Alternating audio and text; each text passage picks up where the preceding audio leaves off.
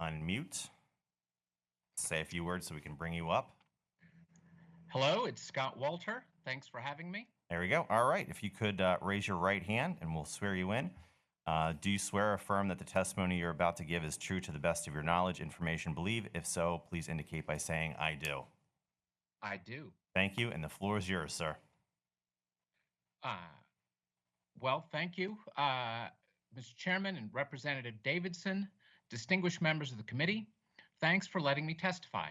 I'm Scott Walter, president of the Capital Research Center in Washington, D.C., a think tank that's a watchdog on nonprofits. I'm also lucky enough to be the husband of a Pennsylvania girl with deep roots in the Commonwealth. Some years ago, living in Pennsylvania, I learned how many citizens wanted the Commonwealth to privatize liquor stores. Yet the political class has refused to privatize the sale of liquor to this day.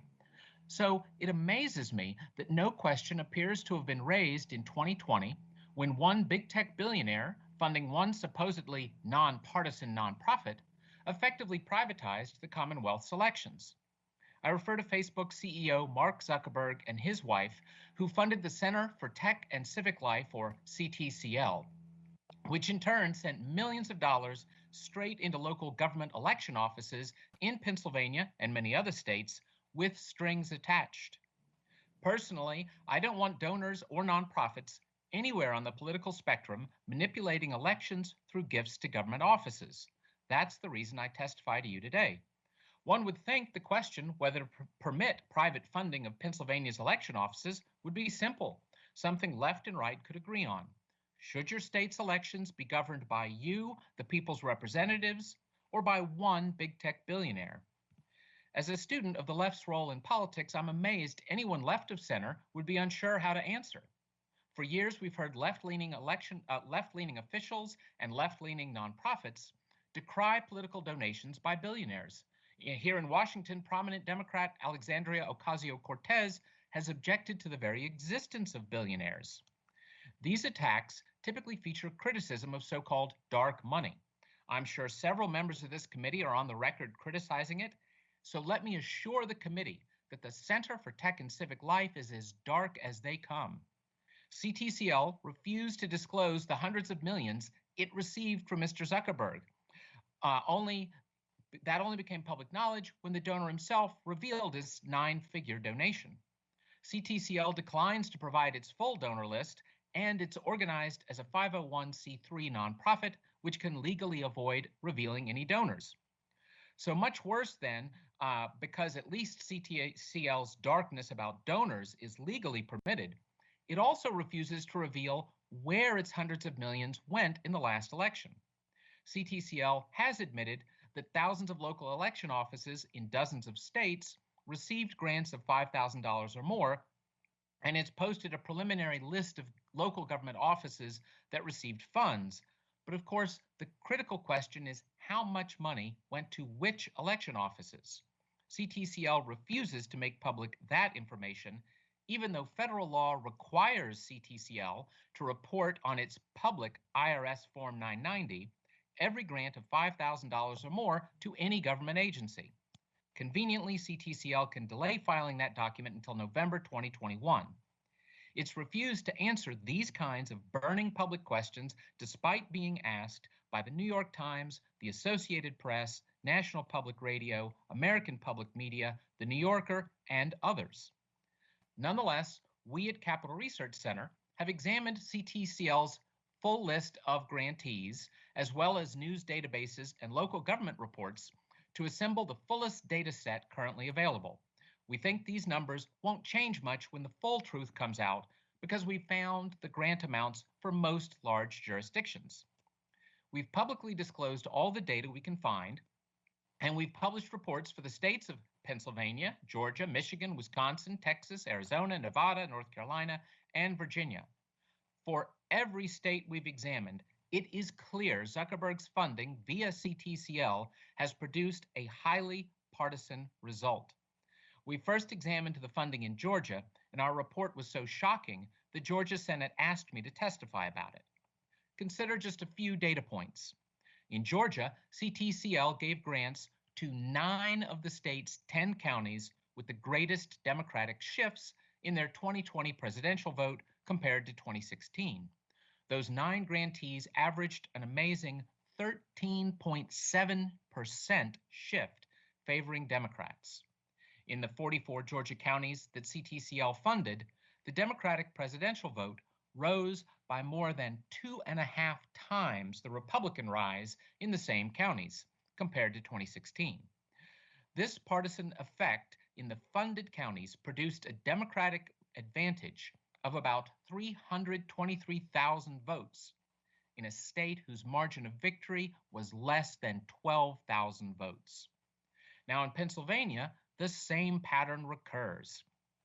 While CTCL funded slightly more counties won by President Trump, 13, than by Vice President Biden, 11, recall that Biden won only 13 of Pennsylvania's 67 counties. So CTCL funded 85% of Biden counties compared to 24% of Trump counties. A Biden-winning county was over 3.5 times more likely to be funded by CTCL than a Trump-winning county. Biden won 6 counties across the state that delivered him 100,000 votes or more. CTCL funded 100% of those 6 counties. Trump won 4 counties that delivered him 100,000 votes or more. CTCL funded 75% of those. We have data on the grant amounts received by 13 of the 24 counties CTCL funded in your state. All 5 of the highest known funded counties were won by Biden. By contrast, 4 of CTCL's 5 least funded counties were won by Trump. Even those numbers understate the vast funding disparity. A more accurate picture arises when we compare the funding per capita. Trump counties received an average of 59 cents per capita. Biden counties averaged $2.93 per capita, or over 5 times more funding. The most richly funded Biden county, Philadelphia, received $6.32 for every man, woman, and child, compared to a mere $1.12 for the most richly funded Trump county, Berks. In fact, for every voter who cast a ballot in Philadelphia County, the Democratic election officials there received $13.60. When we compare the presidential vote in 2020 to 2016 numbers, we find that in the 24 counties CTCL funded, 266,000 more votes were cast in 2020 for the Republican candidate versus 460,000 more for the Democrat candidate. That partisan difference of about 194,000 votes is more than double Biden's official victory margin for the entire state. Looking at this increased turnout in percentage terms, we find the median increase in Republican votes in all 24 counties CTCL funded was plus 17%, 2020 over 2016. The median increase in Democrat votes was plus 27%. This pattern repeats in state after state. First, CTCL is far more likely to fund election jurisdictions that are rich with Democratic votes. Second, it funds those jurisdictions much more heavily per capita. Third, jurisdictions it funded boosted Democratic turnout far beyond the statewide margin of victory. Election expert J. Christian Adams sums it up. CTCL's Zuckerberg Cash, quote, converted election offices in key jurisdictions with deep reservoirs of Biden votes into Formula One turnout machines. It's hard to square these facts with the federal requirement that 501c3 nonprofits like CTCL must be nonpartisan at all times, that they may not conduct, quote, voter education or registration activities that have the effect of favoring a candidate, close quote, as the IRS guidance puts it. Unfortunately, such nonprofits have for years been ignoring federal law by conducting registration and get-out-the-vote efforts that favor one party.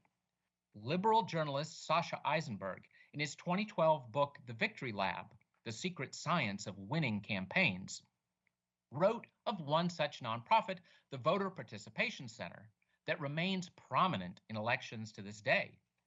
Even though, quote, even though the group was officially nonpartisan for tax purposes, there was no secret that the goal of all its efforts was to generate new votes for Democrats, close quote. In the case of CTCL, this partisanship shouldn't surprise anybody who consults influencewatch.org to learn its leaders' backgrounds. All its founders first worked at a 501c4 nonprofit, the New Organizing Institute, which was such a powerful turnout machine that the Washington Post labeled it, quote, the Democratic Party's Hogwarts for digital wizardry. Both groups, CTCL and New Organizing Institute, are so similar that Capital Research Center created a quiz showing quotations from their two websites and asking readers to guess which group's website said it. The test is quite difficult. It is nearly impossible to tell the old C4 political nonprofit from the new C3 nonpartisan nonprofit. They are both simply Democratic turnout machines. Seasoned election observers wended in November saying that Pennsylvania was a critical swing state for the presidential election and that Philadelphia would be ground zero for the Democratic candidate's national hopes. CTCL partisans knew this too, and their investments in Pennsylvania prove it. I urge you to investigate every dealing CTCL had with every Pennsylvania government office. Did the contacts begin from the center's side? What preconditions did the center put on its funds?